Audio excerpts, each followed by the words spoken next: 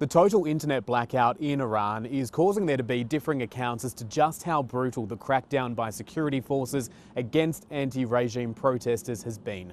A US-based monitor, human rights activist in Iran, is putting the death toll at around 3,500 people at the hands of those security forces.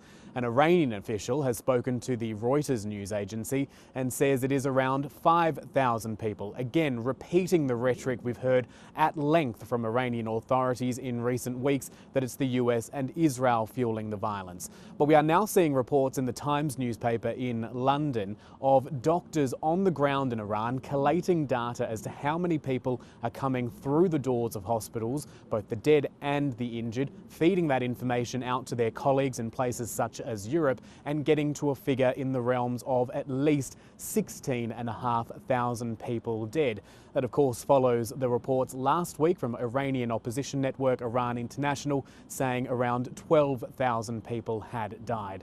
It all paints an incredibly grim picture of what has actually happened on the ground over the last couple of weeks, even as this uprising is suppressed as a result of the brutal crackdown. And there is still very little information getting out of Iran. Internet was briefly restored, but it has now been cut off again, and Starlink terminals remain the most used way of getting that information out.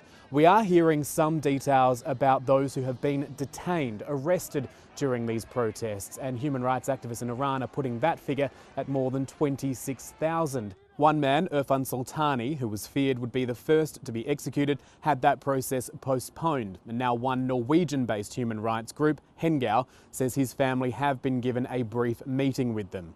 In recent days, the US President Donald Trump has welcomed comments from Iran that it would not go ahead with 800 executions of protesters, effectively using that as a reason to not launch strikes on Iran for the time being, even though he had been promising support for those taking to the streets against the regime. He is saying that there needs to be new leadership in Iran. A judicial official in Iran is again using some very loaded language about the severity of the crimes that anti-regime protesters are accused of, fueling once more the concerns that even though Iranian authorities say executions are currently not going ahead, that will not be the case into the future.